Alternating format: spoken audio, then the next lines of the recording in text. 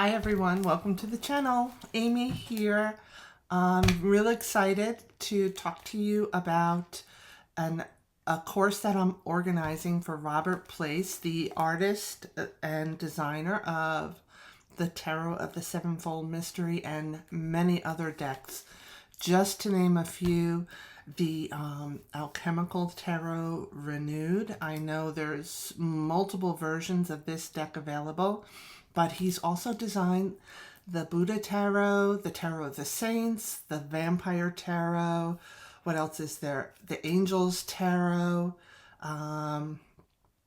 Raziel Tarot, the Burning Serpent Oracle, which I also have. Oh, so many, and not just the decks, but he has also written so many amazing books on tarot history and symbolism that are just so comprehensive and so well written.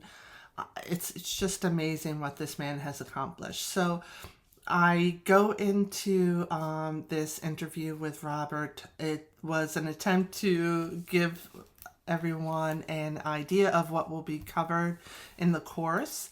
Just to give you a little details up front, there are links below to sign up for the course, to purchase this deck on Robert's website. You can purchase it directly from him.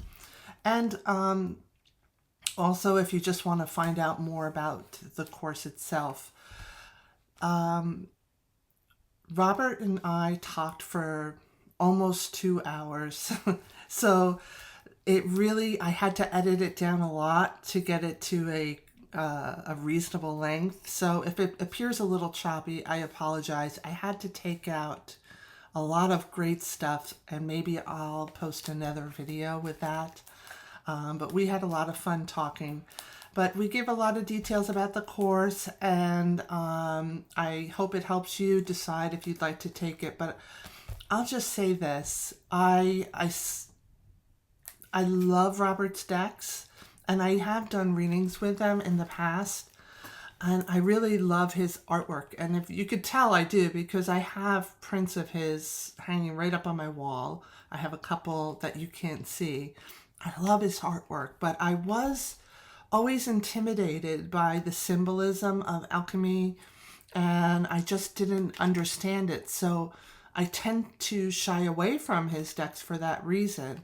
If you're like me, this course will help you understand and unlock the mysteries of this deck. And honestly, a lot of it will apply to the alchemical tarot as well. So the course is 4 2-hour live Zoom calls that will be recorded and available to you for an entire year. And it's just going to be an amazing opportunity. Usually Robert only teaches live in New York, and just since the pandemic he started teaching virtually just in countries outside of the US. And when I saw this on Facebook, his post about that, I said, Robert, please, teach some virtual classes here in the States, or, in North America, so that we can all have an opportunity to learn from you. And he's like, Amy, set it up. If you're interested, let's set something up. So here we are. I hope you enjoy and find the video informative and fun to watch. Even if you don't want to take the course, it's worth listening to, just because Robert is a lot of fun and just a very interesting person, as well as a wealth of knowledge. So enjoy, and thanks for checking it out. We're here to talk about the course that you'll be teaching on your deck, the Tarot of the Sevenfold Mystery. I have the first edition. Is there a difference between the first and second other than the packaging? There are some differences on some of the artwork. Oh yeah? I'll have Yeah. I'll have to get a copy of the second edition at the Reader Studio. I'm trying to think what was right here. It is. Okay, so then there's obviously we have a different box. Yes. Okay, and we have gold edges. Nice. Let's It's see. not the shiny cardstock, is it? it's matte. See, it's a Yeah. matte finish. Okay, that's a big difference. Yes, And that's also, I made some adjustments to some of the, I don't know, I can't even remember what I did now. But like you go back and you look, and oh, gee, I should have fixed that. But it's really funny because like you see this, the first one here, like the emperor. yeah. Now it's sort of like stylized. Like I drew this emperor based on a stained glass window that Burne Jones designed, which is it was supposed to be Solomon, and Okay.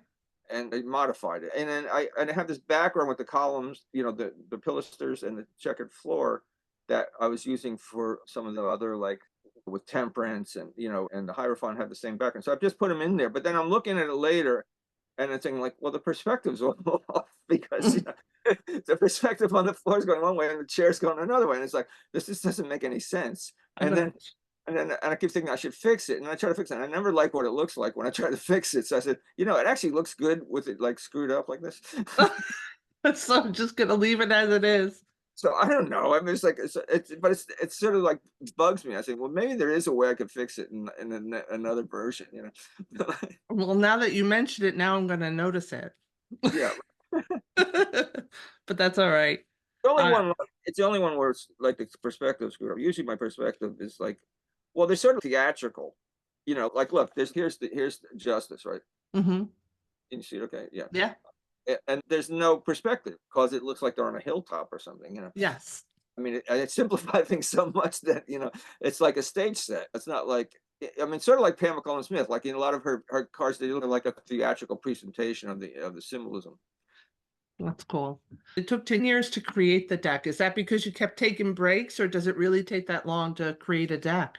It's because I wanted, the thing is, if you take your time and keep looking back and editing what you're doing, it gets better. Mm.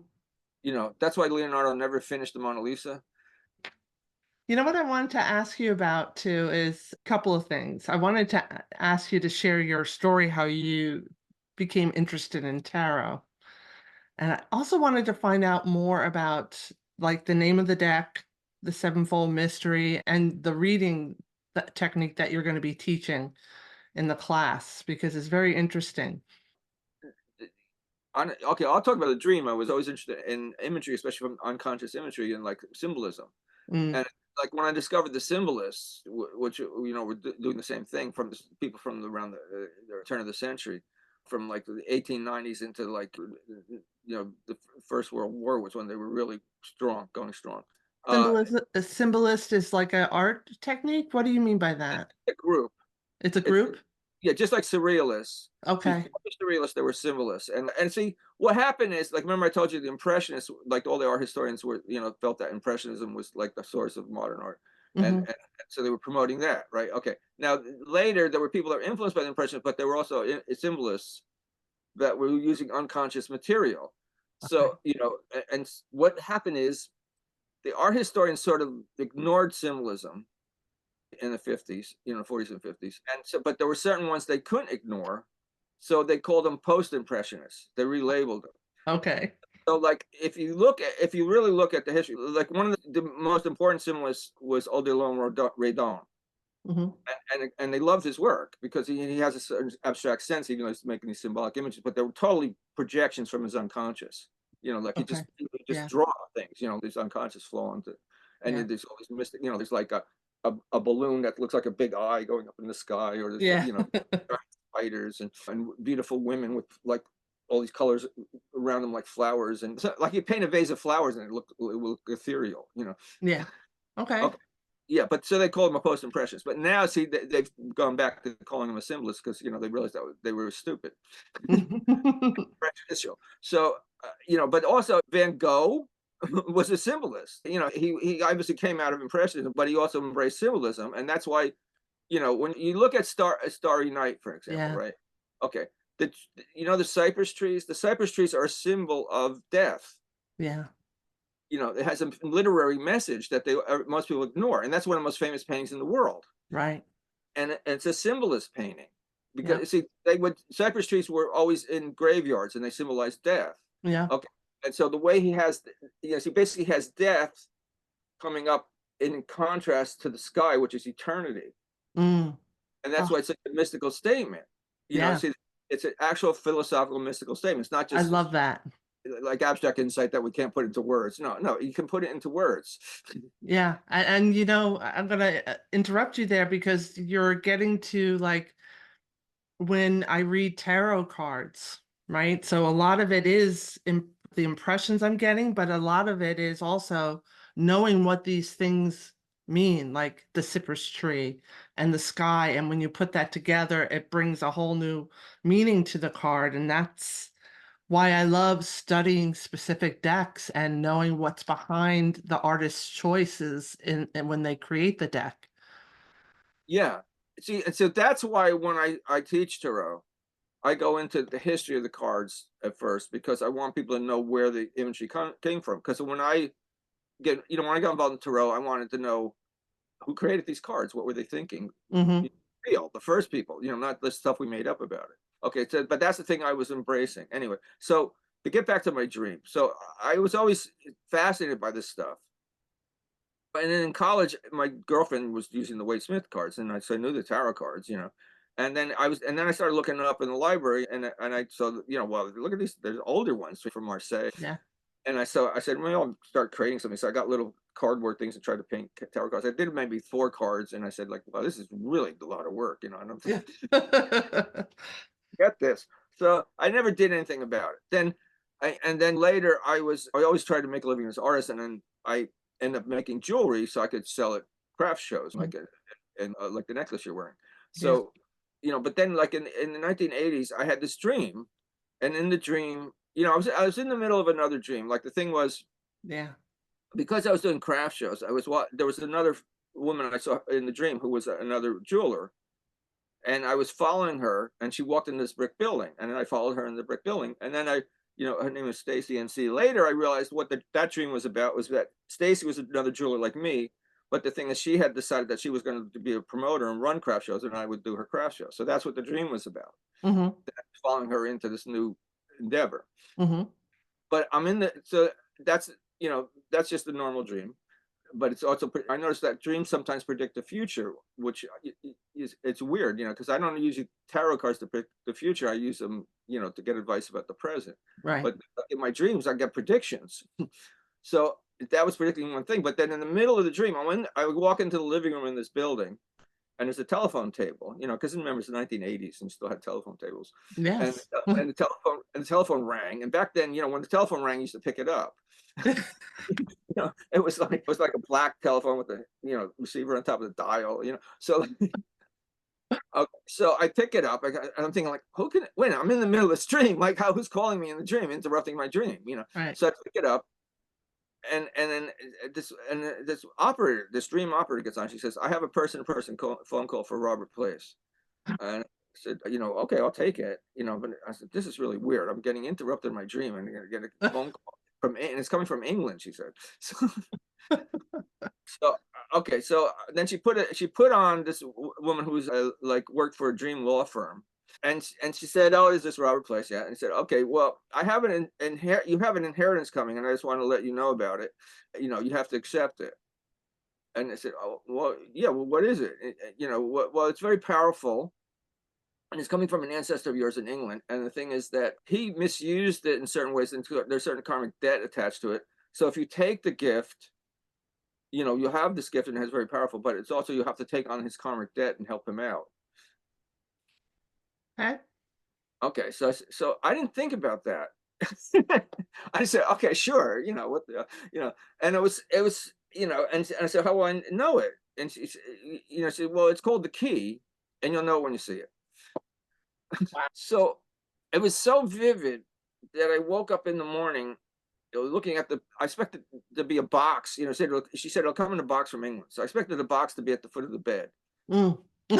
That's how real it was. Yeah, I was like totally lucid, and like, I mean, years later, I remember in detail. So the thing is, and my wife saying, why are you staring at the foot of the bed? I told her about the dream, and she said, well, that's really interesting. So I said, okay, we'll see what happens. So then within a day or so, my friend Scott comes over, and someone had mailed him the Wade Smith deck, like a friend of his.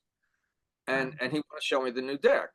So I'm sitting at the kitchen table, and when we lived in New Jersey at the time, and the back door is to my left, and see, he's a really good friend. He'd just walk right in. Right. So Yeah. he comes walking in holding the deck, and my head turns like I'm not in control of my head. It just turns and my eyes focus on the deck. Hmm. And she's, like it totally took over. And then I'm looking at it and I said, "Oh, yeah, That's it.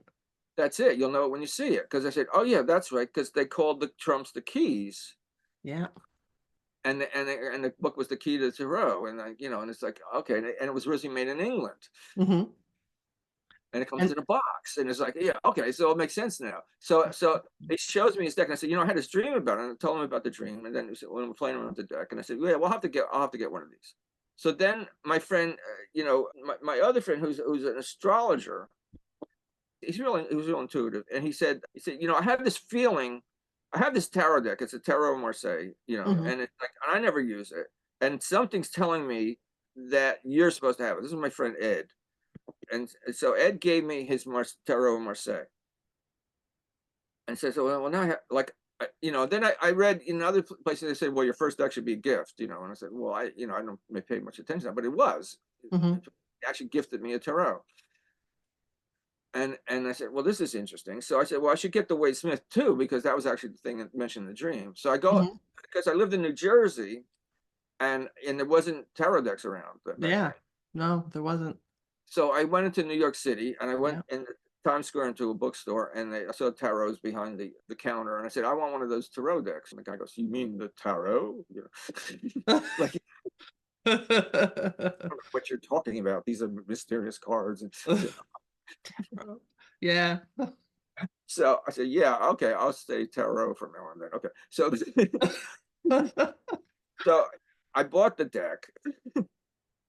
Yeah, I came home, and I'm playing with the two decks, and I'm realizing that my dream maker, which I since then I call my dream maker Hermes, because he's the god of dreams. Okay.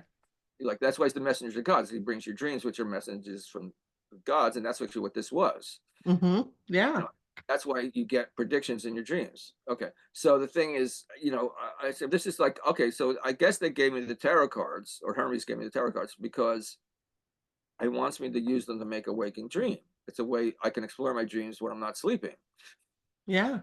right? Yeah. Okay. So, and I said, well, I want to find out about these things. Like, I'm playing with them, and like, like looking at all the imagery. So I said, well, I'll get some books on it. And then, I had always studied art history, and I've been an art historian as well as an artist my whole Hmm. life. Yeah. And I was an artist since I could say the word artist. Yeah. So, I so, believe it. uh, I would read these books on tarot, and they just said stuff that couldn't possibly be true. Yeah. Like the cards came from ancient Egypt. No, they didn't. Come on, because they didn't have cards in ancient Egypt. So I started. Well, I'm going to read books on that. So I'm Yeah. starting to read these books, and I was getting obsessive, like, because like I'm supposed to be making jewelry, and and my workplace is there's stacks of books all over. So and I'm just reading all the time. So, and I realized, remember, I had to take on this karmic debt. So what happens? My jewelry business started falling apart. Yeah. I said, oh, that's what I signed up for. So I decided, at a certain point, I decided, well, I got to find books, with real history in it. And then I found Michael Dummett's books and Gertrude Moakley, where they were real historians. And then I Yes. started putting it together, where they came from. And because I want to know who created these cards, what were they thinking? And then, Hmm. what it basically went back to is the 1400s in Renaissance Italy. These cards were first created. And okay, so I'm looking. So one time I'm sitting in my living room reading this book on alchemy, and this is right around the time of the harmonic convergence. Now, the thing is, everybody was back then. It was 1982 or something. Yeah, everybody was talking about The the age harmonic. of Aquarius. Yeah, the new age, Aquarius starting, and I go, yeah, come on, a lot of new age stuff. They always say things like this. So, but one time I'm listening on the radio, and this one guy said, well, during this time of the dawning of the age of Aquarius, certain people who are really sensitive will be getting floods of information coming to them. And I go, holy crap. Yeah. That's what's happening, because people are getting worried about me. Why are you reading this stuff all the time? You're supposed to be making your jewelry. Yeah. I get it. I was obsessed too. I Yeah. mean, Yeah. yeah. Right. Okay.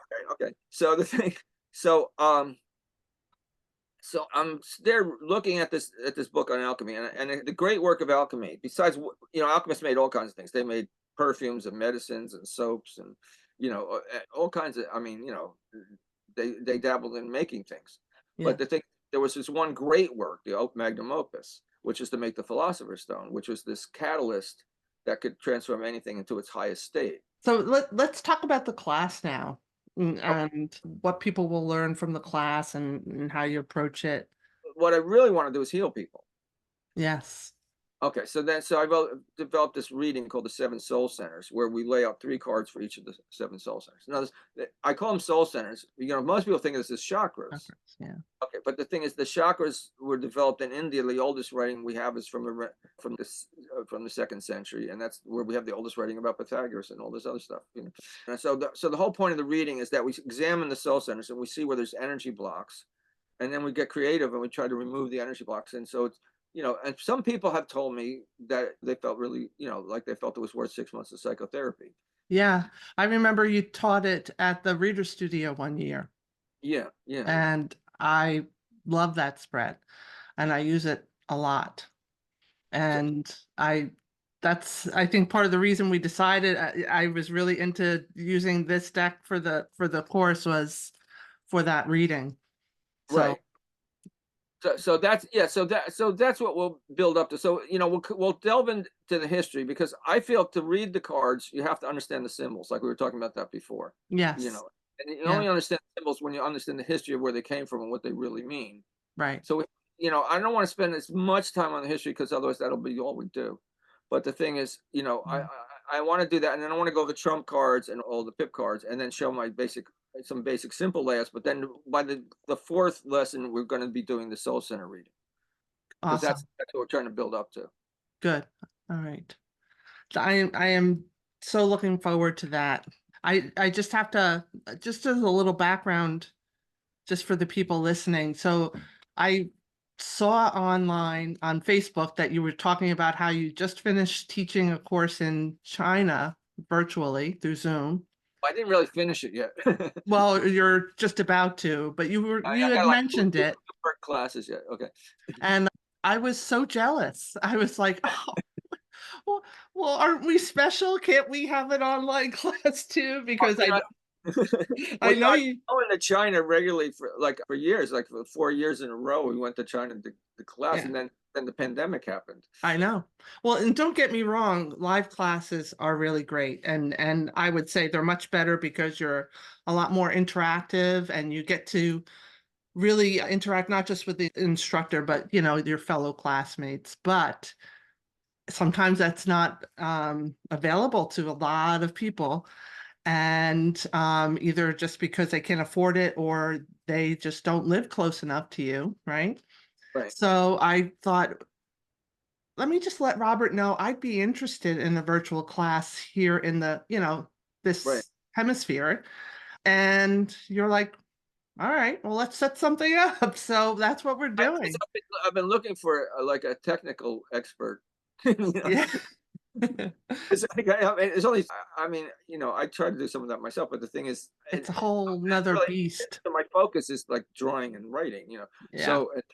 So the thing is, like, having a technical expert takes care of all that stuff, and I don't, and then I think that's the kind of partner I need. So that's why when you said that, I said, oh well, this is really, this is just right.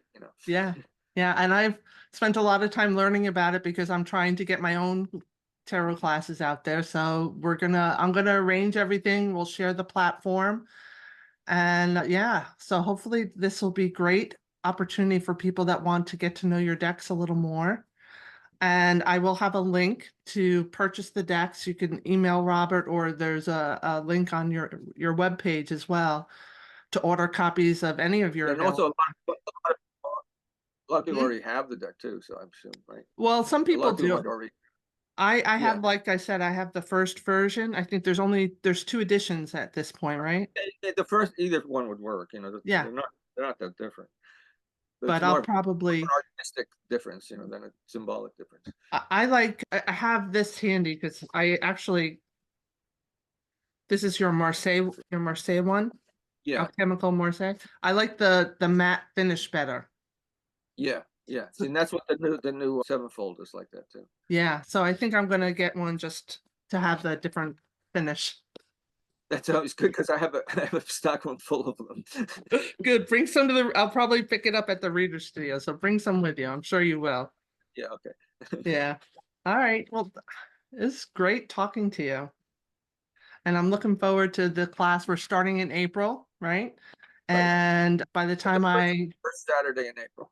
first Saturday in April. We're going to do it Saturday morning Eastern time. It will be 11 a.m. So depending on where you live, the time will adjust accordingly. But I felt that was a good time if you're on the West Coast. It's what 8 o'clock, right, in the morning, which is 2 hours. okay on a Saturday. Yeah, so it's 8 to 10. Yeah, and if you live across the ocean, it's not that late in the evening that if they want to Right. So, participate, they can actually, as well. I did a class once over it was a phone conference class, my Vampire Tarot, and Oh wow. I did it in the evening, and I actually had somebody do it from England, and Yeah. I said, "What time is it there?" And it was like Yeah. 3 in the morning or something. Oh my gosh. Well, I think at 11 a.m. it'll probably be early evening for them, so it'll be perfect for Yeah, Europe as well. So, yeah. yeah, I'm looking forward to it. I'll put all the links below, and thanks, Robert. It was Okay, really great chatting with you.